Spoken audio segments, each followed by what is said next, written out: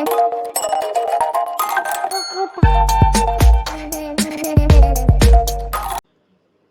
Everyone, इस video में बात कर लेते हैं आइडिया फोर्स टेक्नोलॉजी लिमिटेड की क्विकली एनालिसिस देख लेते हैं। चैनल को लाइक एंड सब्सक्राइब करना मत भूलिएगा।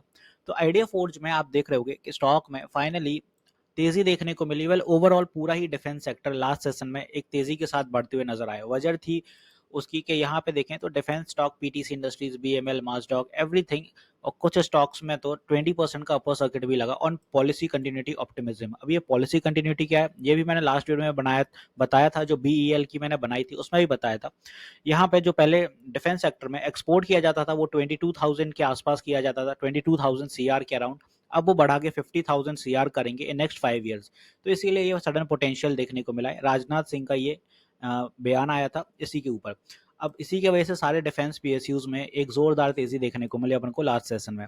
नियर टर्म में आइडिया फोर्ज भी काफी नीचे हैगा, देखें तो ये ऑल टाइम लो के करीब ही था और यहाँ से थोड़ी तेजी देखने को मिली इसी वजह से। हालांकि रिसेंट इलेक्शन रिजल्ट के बाद स्टॉक में तेजी आई, बट ये एक सडन मूव रहा है। यहाँ ईएमएस का सपोर्ट लेके स्टॉक ऊपर की दिशा आया और यहाँ कहीं रेजिस्टेंस फेस करते हुए नजर आ रहा है 775 के आसपास। यहाँ कहीं अपन को इसका हर्डल भी फेस कर गया, सॉरी 775 और 789 के आसपास अपन को रेजिस्टेंस देखने को मिली। रेजिस्टेंस कुछ इन लेवल्स की बनती है, ये सारे लेवल एज अ हर्डल काम करते हुए नजर आ रहे हैं पहले भी, तो सेम अपन को हर्डल भी देखने को मिला। नियर टर्म में नीचे की दिशा की अगर ट्रेंड लाइन की बात कर लें तो ये पूरी ट्रेंड लाइन एक सपोर्टिव ट्रेंड लाइन है। यहाँ पे ईएमएस इसके तो फिलहाल ऊपर ही आ गया है, तो ये अच्छी बात है कि स्टॉक में अब फाइनली कुछ मूव आ रहा है।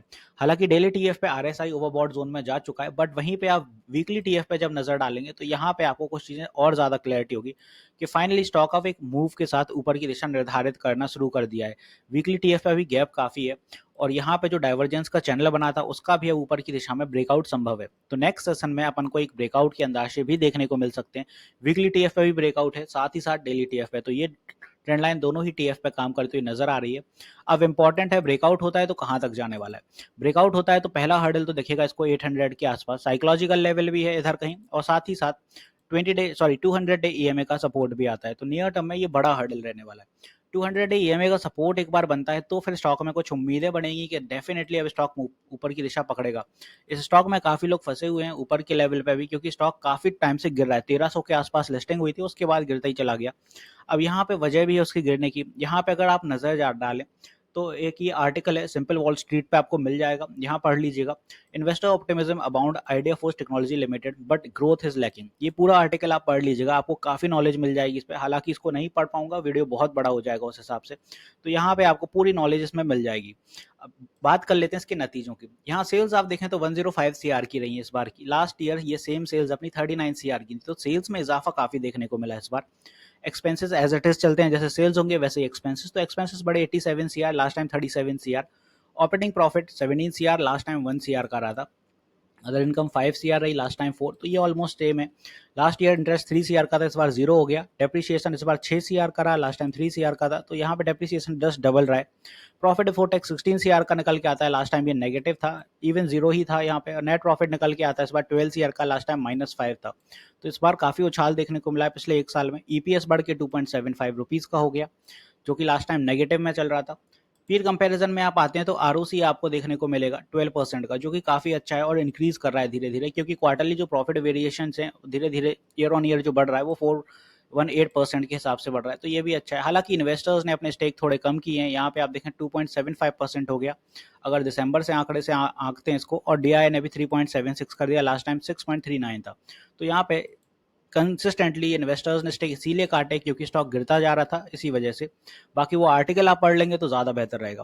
तो यहाँ पे संभावनाएं क्या रहेंगी, 800 के बाद ही कोई मूव देखने को मिलेगा, और उसमें से इंपॉर्टेंट है कि 800 के बाद ये 850 भी सस्टेन कर ले, क्योंकि स्टॉक में जो बड़े फॉल बने थे वो 850 के बाद ही बने थे। इस लेवल को अगर आप देखें कि ये लेवल अगर एक बार सस्टेन हो जाता है 850 का, तो स्टॉक यहाँ पे एक अच्छा सपोर्ट बना के बाउंस करने की पूरी कोशिश करेगा।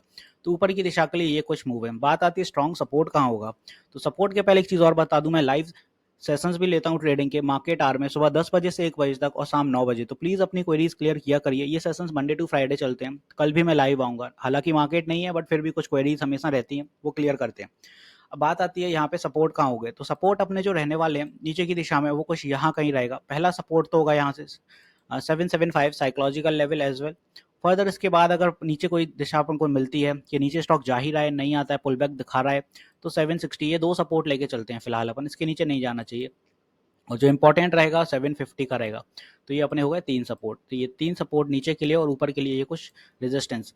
ऊपर चलता है तो 25-25 पॉइंट के टारगेट आप इंक्रीज करते जाइए, आपको एक्यूमुलेशन ईजी रहेगा उसमें। तो आई होप यहाँ पे मैंने सारी चीज़ें क्लियर कर दी हैं। मिलते हैं नेक्स्ट वीडियो में। This is me Shubham Yadav signing off.